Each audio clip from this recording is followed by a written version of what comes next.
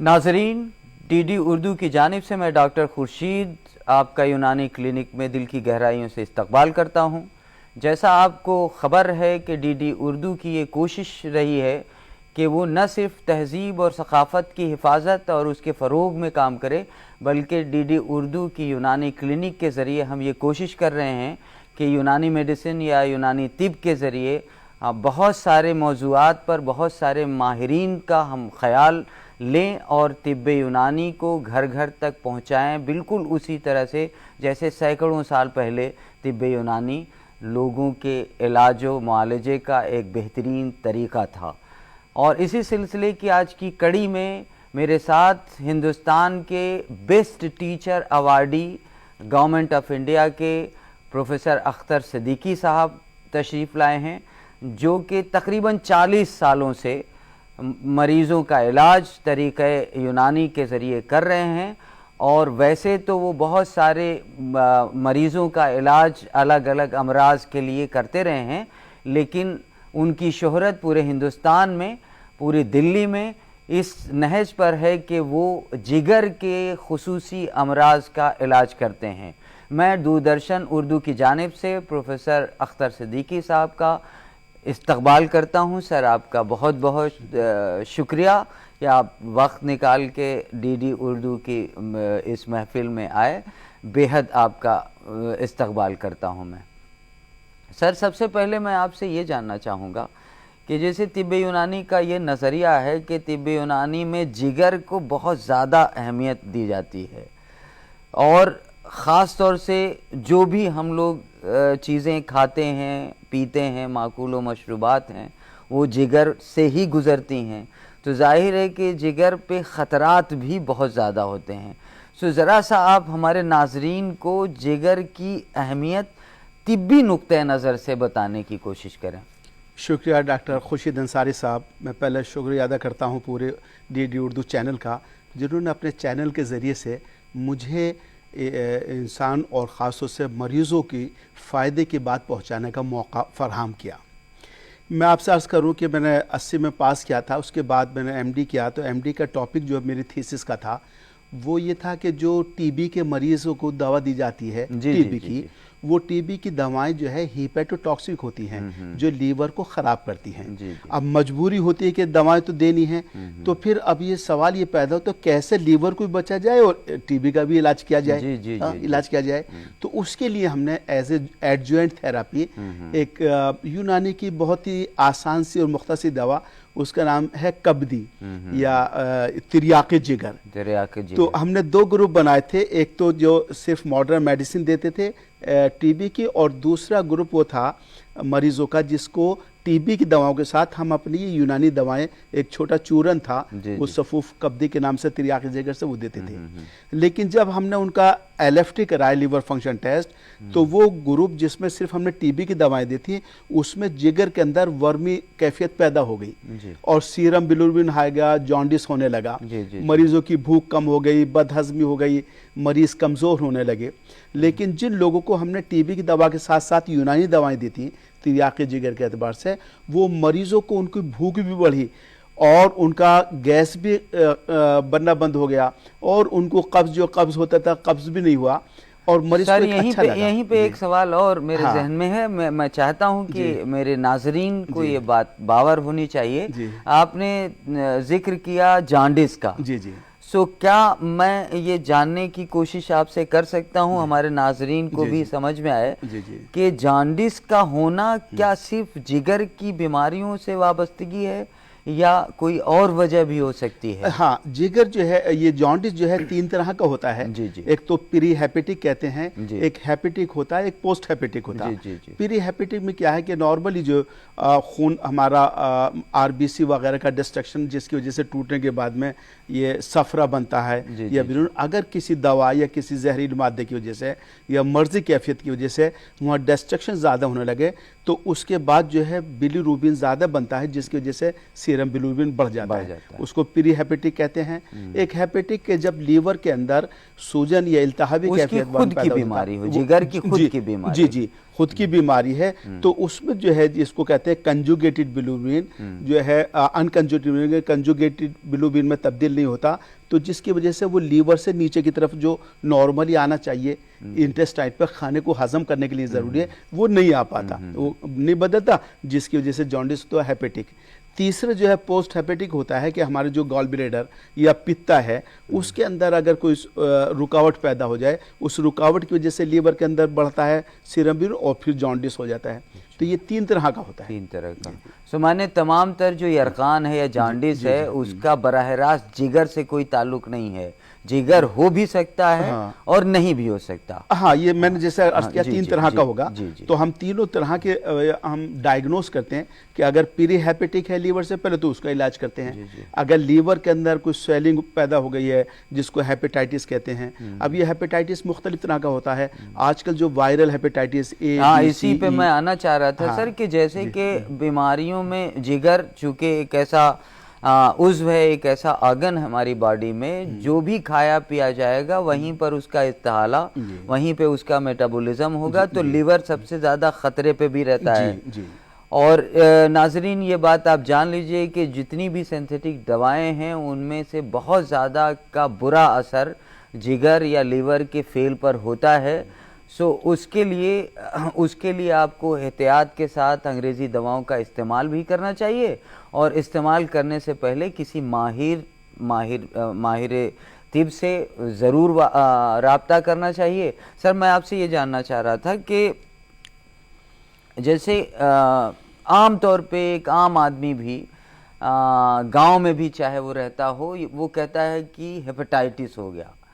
सो hepatitis का थोड़ा आप तारुफ हमारे नाजरीन को कराएं, क्योंकि बड़ा इंटरेस्टिंग टॉपिक इसलिए है क्योंकि दौरे हाजिर में हेपेटाइटिस के मरीजों की तादाद काफ़ी बढ़ रही है और बदकिस्मती से मैंने ये महसूस किया कि ज़्यादातर अंग्रेज़ी दवाओं का बहुत ज़्यादा रोल मैंने देखा नहीं हेपेटाइटिस के मरीज़ों में।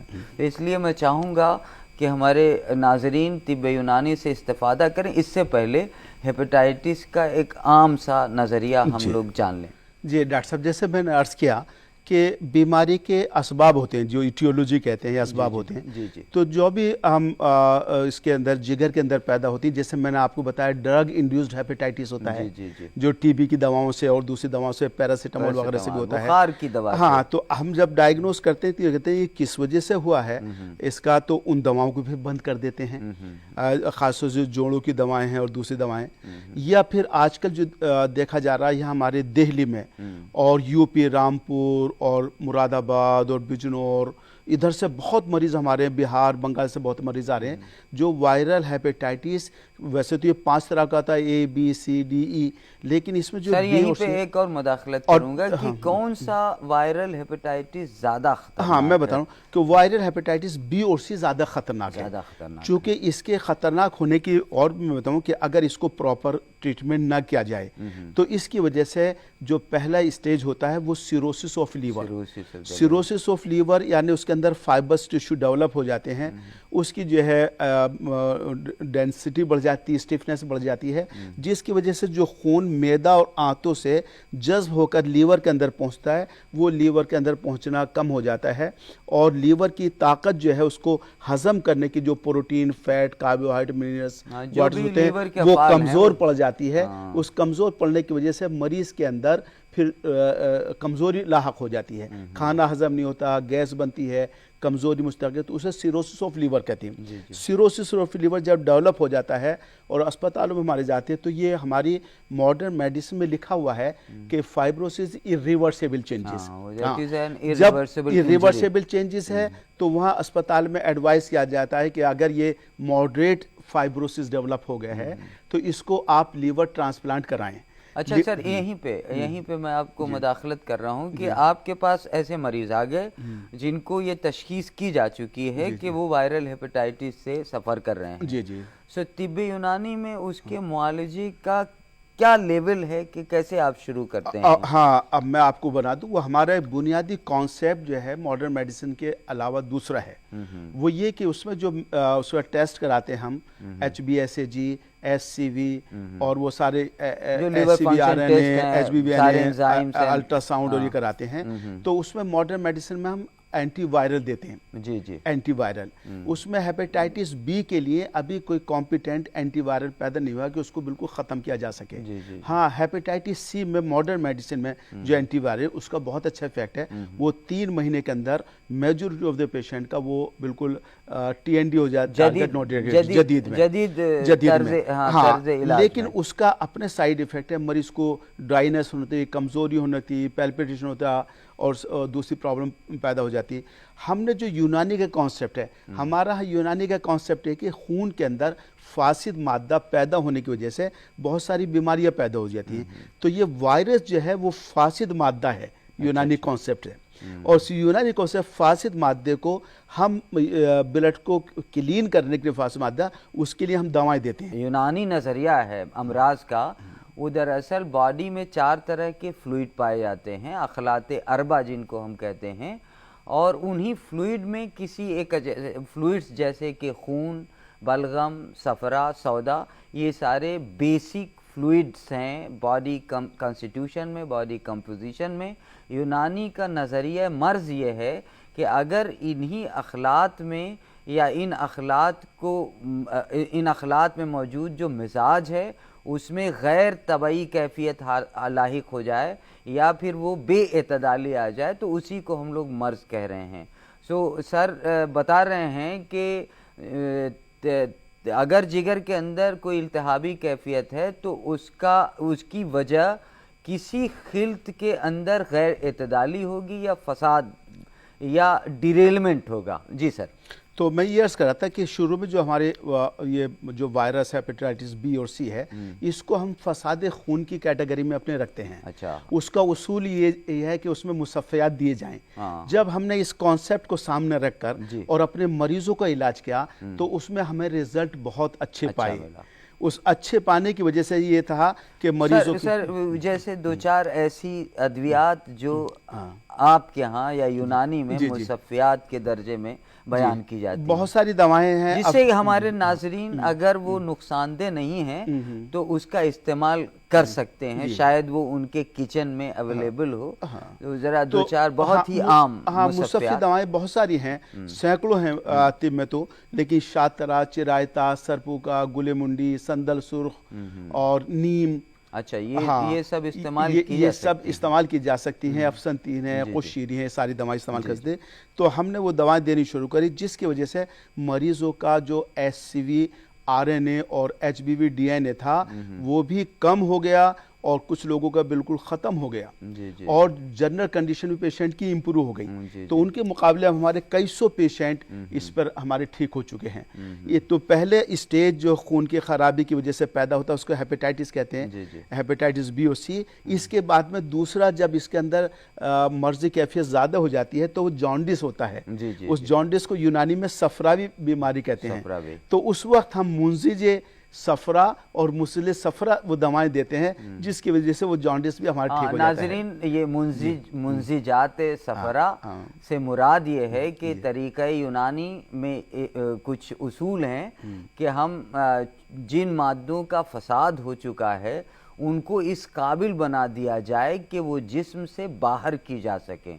ऐसी दवाओं को हम लोग मुंजिजात कहते हैं और उनको बाहर लाने को, बॉडी से एक्सक्रीट कराने के लिए जो अद्वियात इस्तेमाल करते हैं उन्हें हम मुसिलात कहते हैं।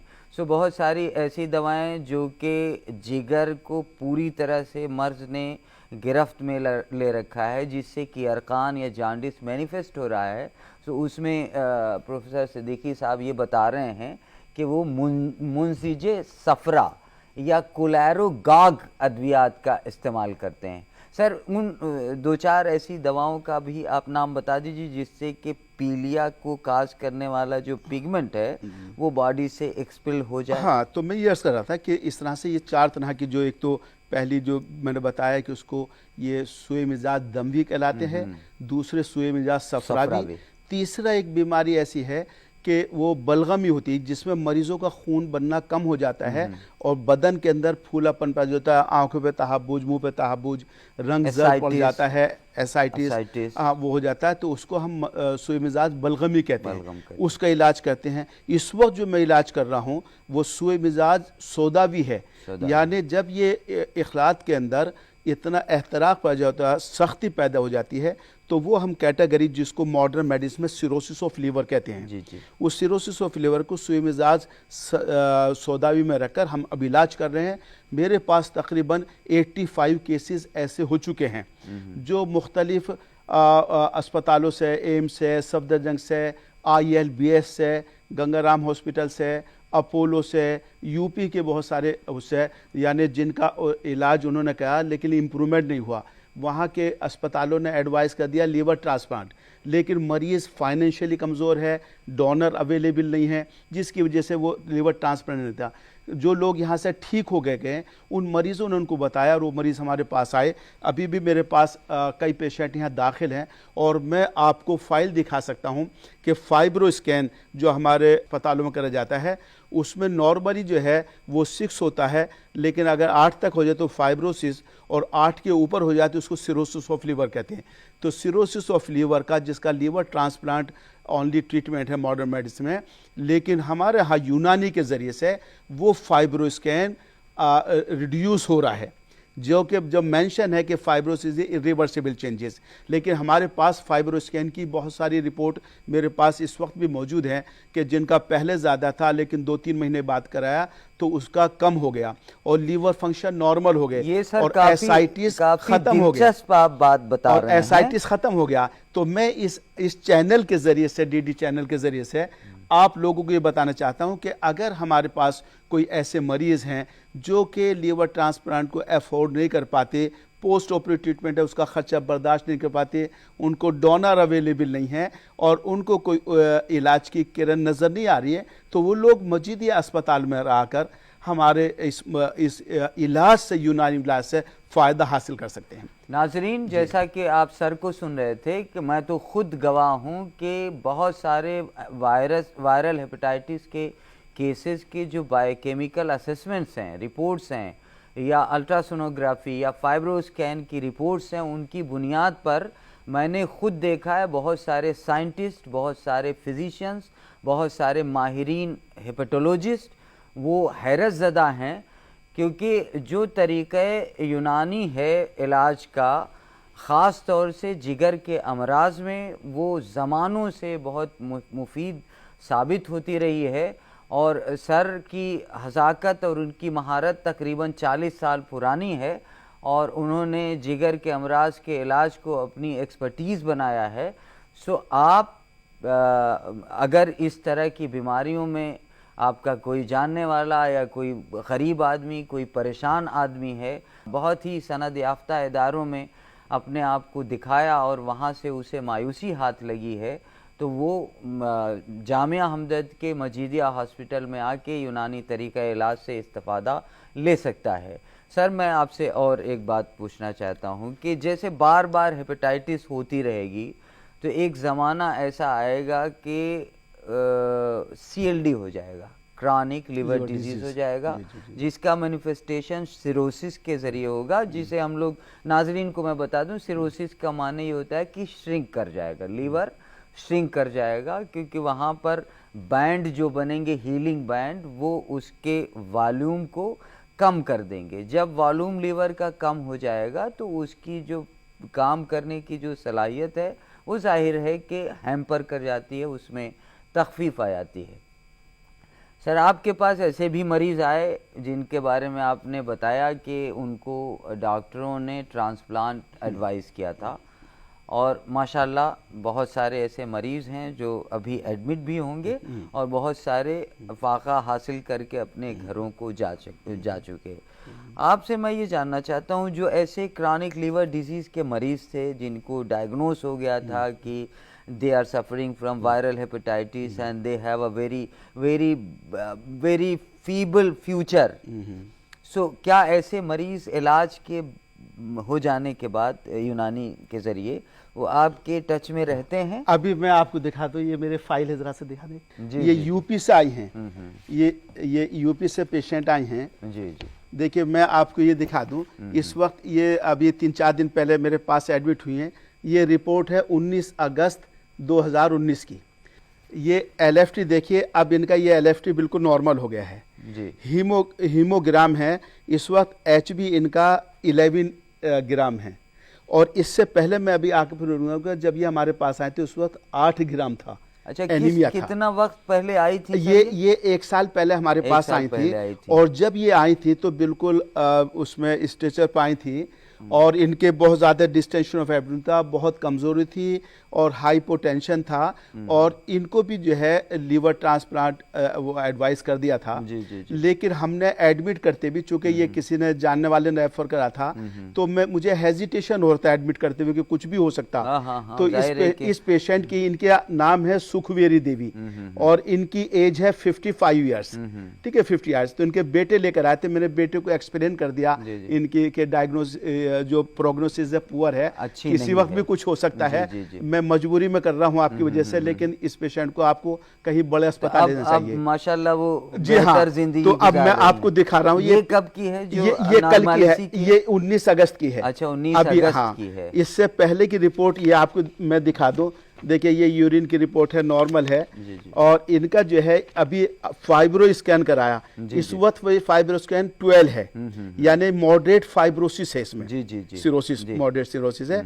इससे पहले 16 था, अभी मैं देखा रहा हूँ 16। तो इनका ये क्लियर कट सबूत है और दलील है कि जो फाइब्रोसिस थी लीवर की वो कम हो गई, जाहिर है, कम हो गई। ये दोनों कि वो ट्रांसप्लांट से बच गई पेशेंट। और मैं ये दिखा, वैसे उनका जो लाइफ स्टाइल है, अब मैं आपको मामूलात जिंदगी है। देखिए SCVRN इनका 5,03,100 था उनका। अच्छा, उस वक्त ये देखिए 16 था फाइब्रो स्कैन, ये जुलाई की है, ILBS हॉस्पिटल। जी। ये ILBS में सारे मरीज जो मेरे पास आते हैं वो पहले ट्राई करते हैं बड़े बड़े अस्पताल, जाहिर है बड़े। तो ये 16 आपके सामने है, और वो मैंने आपको कल की दिखाई 12 फाइब्रो स्कैन। इसी तरह से मैं आपको इसमें ये दिखा दूं।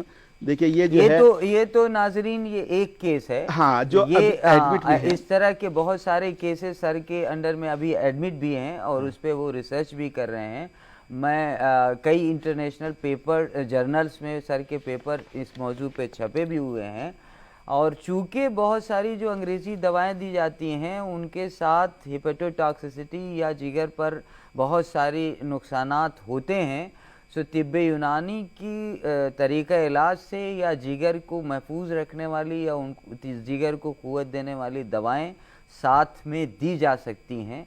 मेरा या प्रोफेसर सिद्दीकी साहब का कतई ये दावा नहीं है, कतई हम इस कोशिश में नहीं हैं कि हम मरीज़ों को ये कहें कि अगर आपको बिल्कुल ही कहीं से मायूस हो चुके हैं तो सिर्फ तिब्बे यूनानी ही आपको इलाज दे सकती है, बल्कि हम ये ज़रूर कह रहे हैं कि अगर आपके पास इलाज के मुख्तलिफ़ तरीक़ों की गुंजाइश मौजूद है, मिल रही है, तो आप ज़रूर तिब्बे यूनानी से भी इस्तेफ़ादा करें, क्योंकि ये तय है कि कोई भी एक सिस्टम ऑफ मेडिसिन आज की डेट में, दौर हाजिर में, तमाम बीमारियों का इलाज करने से कासिर है, या वो तमाम बीमारियों का इलाज पूरी तरह से नहीं कर सकता।